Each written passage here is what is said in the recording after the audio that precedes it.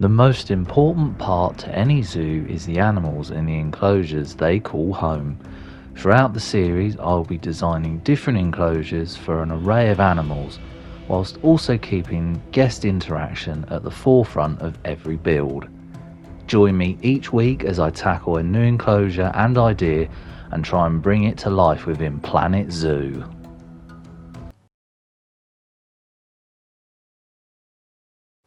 Today I'm going to be building a fruit bat enclosure, and this will sit in the Africa area within my zoo.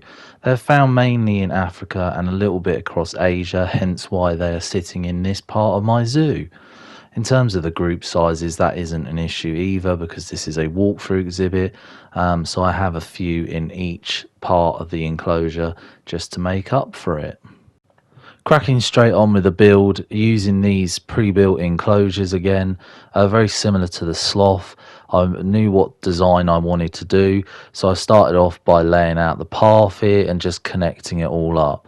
So because these builds are pre-built for you, obviously the main focus is on the outside of the build. So I knew I wanted a bat cave, so I knew the priority would be adding as much rock work as possible. So here I am just placing loads of this on the wall here, and I knew that this bit of grass out the front, I wanted it to have a water feature just to take away from those rocks a little bit.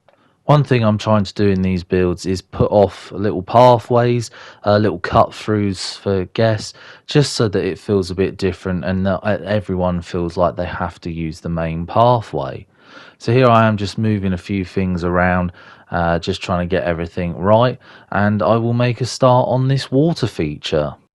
So to make this waterfall piece, I am just using the small stamp piece here. I knew I didn't want it to be too big and I didn't want to fill the whole space with water. I knew I wanted plenty of rocks as well, so I made sure I got all of them in. Here I am placing some fencing. I just wanted to sort of fence off that water area, obviously so that guests couldn't access it. And I realised with all this empty space that I have either side of the water feature, there'll be some nice little theming pieces that can go in. Here I am just toying with different ideas and seeing what would work. And I noticed this in the previous build, this little pagoda thing. So I thought that would be a nice little thing to walk underneath. I then stumbled across this meerkat piece, which obviously might not seem very fitting, but opposite is the meerkat enclosure, so I thought it made perfect sense. With this space over here, I was struggling and just ended up searching and searching and searching. Couldn't really find anything I liked, so I decided to build my own little prop pieces here using different items that I could find. Next up was getting that water feature in. This is a slightly different piece that I haven't actually used before, so it was a nice thing to use, and also it blended in really well with the rocks that I already had there. So I placed that in and I was looking at that from a distance and it looked quite good. With the bats in the enclosure, it did open as a wire mesh piece, which at first I wasn't very keen on, but then as it went on, I was quite happy with it and decided to carry on because I saw that rock work wall there and thought that would be a really nice feature to carry all the way over. So here I am just placing in all the rocks, trying to get the right shape for this bat cave. This part of the build did feel quite repetitive, and I wouldn't rush out to do it again. I'm kind of glad I didn't make the bat enclosure any bigger than it is. And also because I used rocks quite a lot in the last build, I think that's why I found it quite tiring. But the end result was worth it in the end, and it saved filling in those walls because it was quite nice to have that wire mesh there instead.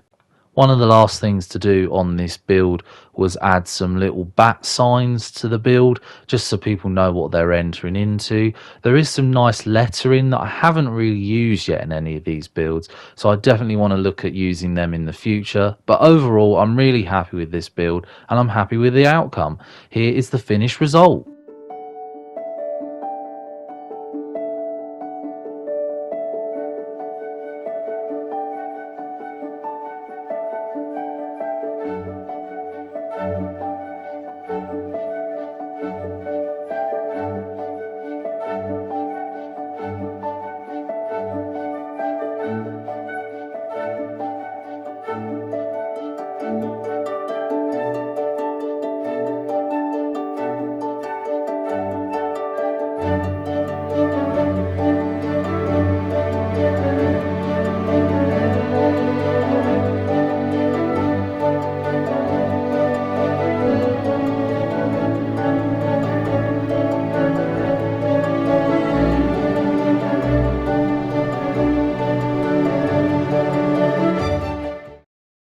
I thought it was time to give an update on the zoo because we've come to the end of this batch of episodes and see the progress we are making. Now, if you can cast your mind back, this entrance looked very different, and this plot here where the information centre and toilets are is where the giant tortoise enclosure was. I have been moving things around because I did find the entrance here to the zoo was very crowded. Off to the right here we do have a new staff area, and then off to the left is obviously where we built the koala habitat.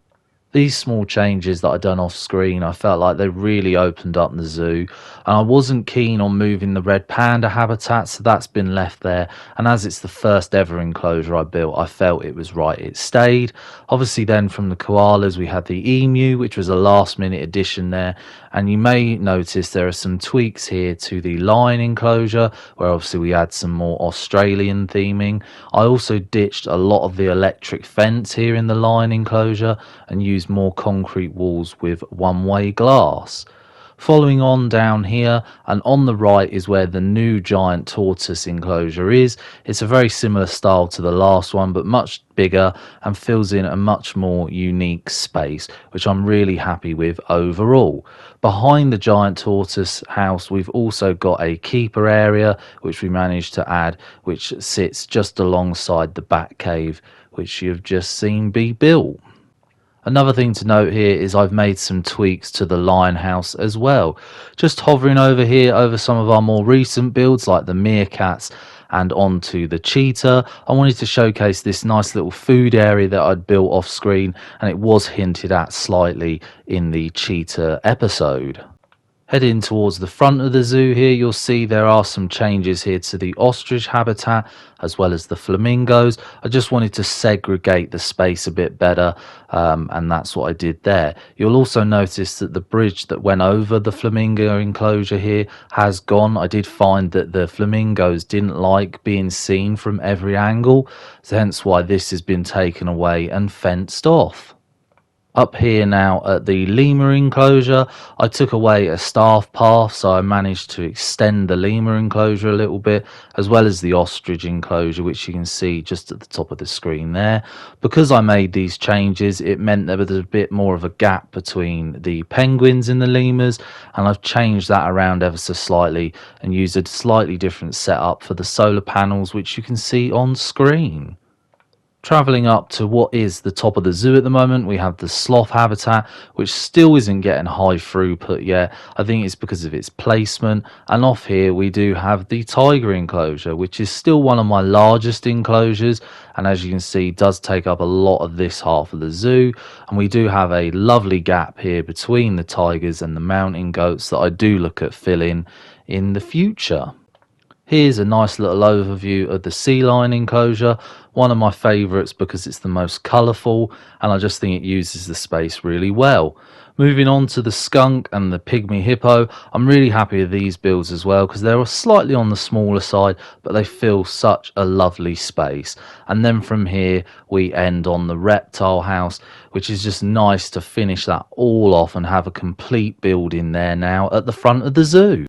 Overall, I'm really happy with the enclosures we've added so far, and I've liked the changes I've made as the zoo's gone on, and I can't wait for this zoo to grow even more.